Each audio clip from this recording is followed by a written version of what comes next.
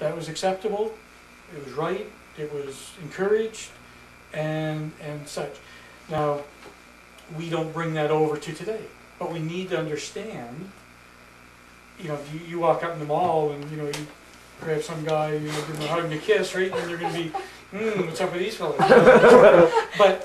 But we don't want to read our culture into their experience. We want to read their experience into our understanding of the Bible, right? So we have to enter into their culture. We have to get in a time machine when we're reading the Bible and go back 2,000 years, or go back 4,000 years, or go back 6,000 years, you know, and understand, you know, why it was right for Adam and Eve to run around naked and it's not for us, right? You know, like we have to understand that historically certain things were, for instance, when the unnamed servant, when Abraham sent them out to get a wife for his son Isaac, right? And he placed his hand under Abraham's thigh, right? Like, I have no idea what or why they would do that, but that's what they did, right? We have to understand that was culturally acceptable. And we get in our time machine and we go back and we say, okay, that's fine. We don't have to apply that today, but we do have to understand that's what was done, right? And we have to go back because, and those might be poor examples, but you'll come across some commentators sometime. They'll come up with all these weird applications because they haven't gotten into their time machine. They haven't gone back and tried to understand it the way they would have understood it thousands of years ago, right? And we need to do that if we want to get a good understanding. And I just want to give you one other thing, and because in understanding the Bible, there's one thing that you have to do a lot, and it's read. And these are just some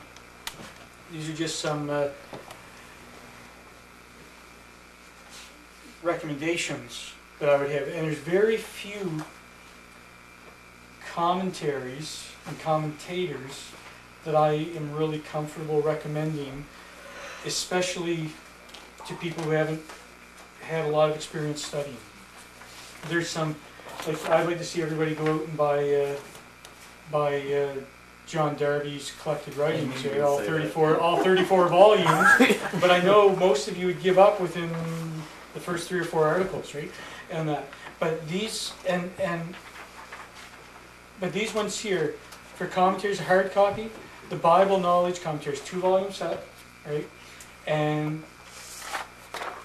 not that every little thing is going to be 100% correct, but because I don't know of anybody. That's why I believe you should read, if you're going to read commentaries, read a vast array of commentaries. It's sound guys, right? All sound.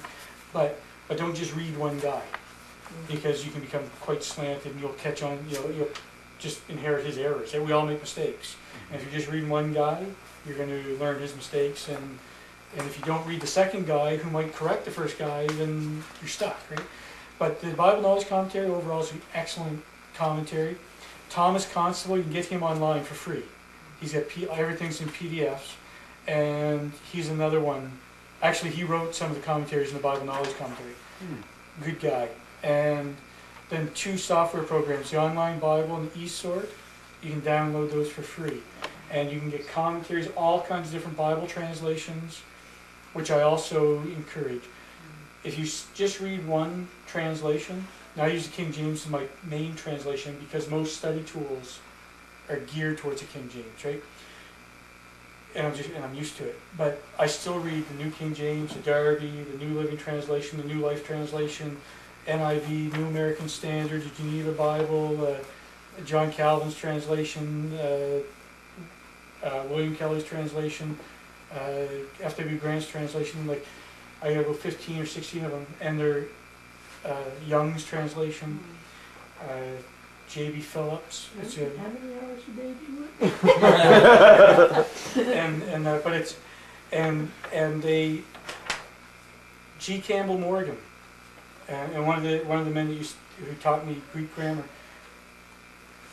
He always reminded me. G. Campbell Morgan said, "Never preach on a passage of scripture or a book of for the Bible until you've read it 25 times. Wow. So I try, and I've tried to keep myself to that, but I like to read it 25 times, but in different translations, each time a different translation.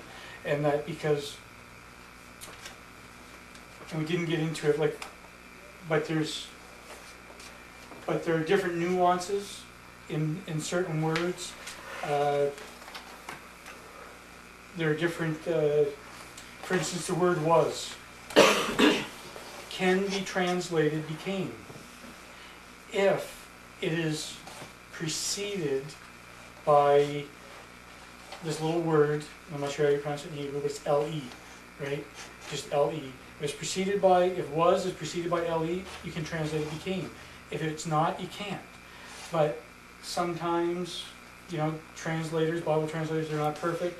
Sometimes they will slip up. And if you read a number of different translations, say, well, why did he use this word and he use a different word? And then you can take the time to look it up and do a word study. And then you can find out from the original languages why there's a difference, right? And that's so, but it takes a lot of reading. And right now we're just skimming the very, very basic right here. It's just the basic hermeneutic. And then next week I'd like to look at the 3 C's: context, context, and context. But there's 3 different aspects of that.